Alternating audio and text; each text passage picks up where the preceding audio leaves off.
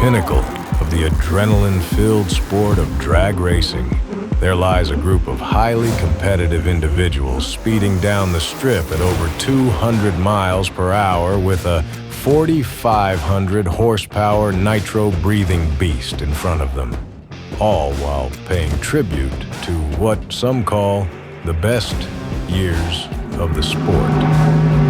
Howell smoking off the line, and Shoemaker at the top end pulls away to a comfortable win, 7.07 seconds, elapsed time better than 200. This is the Nitro Nostalgia Funny Car Series with the Riders Racing Team of Donovan, Dylan, and Jason Bussey.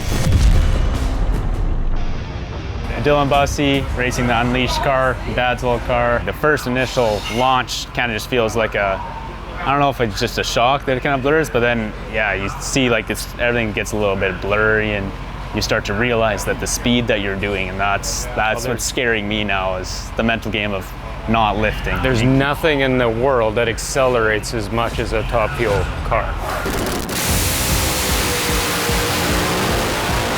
To really understand this sport, let's go back to where it all started in the 1950s.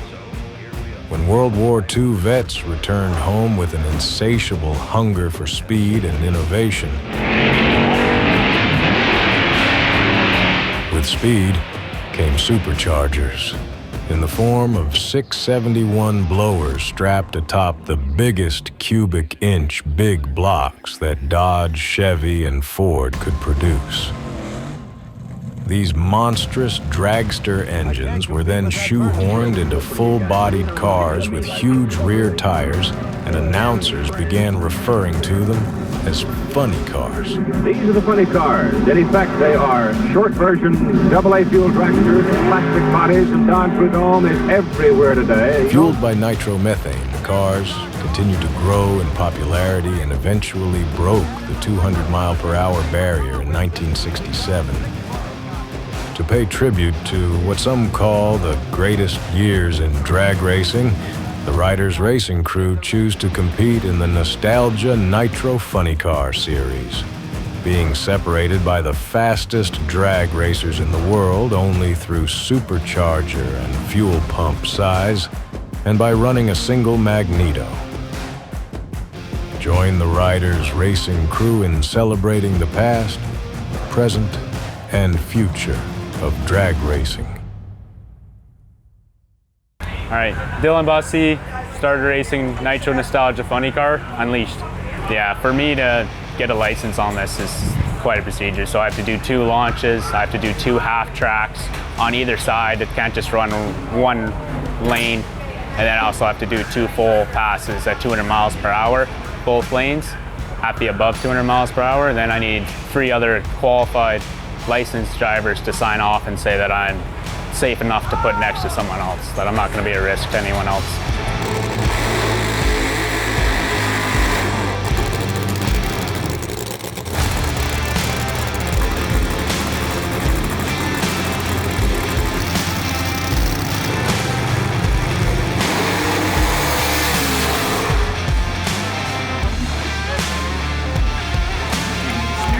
There's quite a bit of motions you actually go through just to get the car ready to actually launch.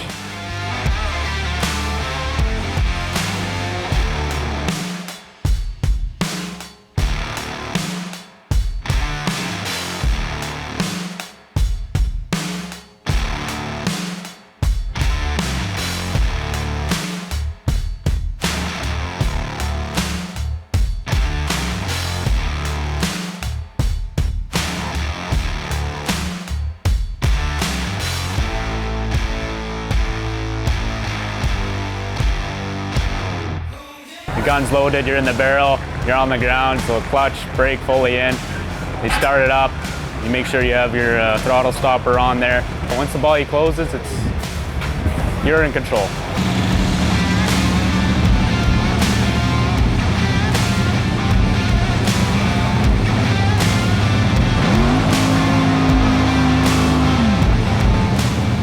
Can't really describe how that feels when you first launch.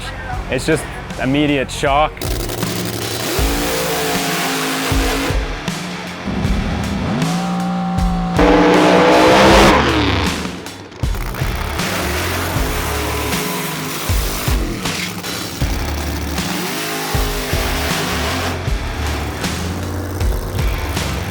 So I'm in the middle of my licensing. I've done 3 passes now, not quite half track, but next one, hopefully I'm gonna get to half track. It'll be exciting to see you hit the chutes at 200 mile an hour and to see how much that snaps you forward. His last licensing pass, he stayed in the throttle about 2.5 seconds, so not quite half track, a little bit short of half track. But the sheer acceleration on that, to put it into perspective, is him coasting the rest of the way at 1,000 feet. He still does it in like 8.2 seconds or 8 seconds. Like the fastest street cars in Canada run that in a quarter mile time. So it's pretty unreal that he can go way faster than that and do it in 200 feet and coast for the rest. So.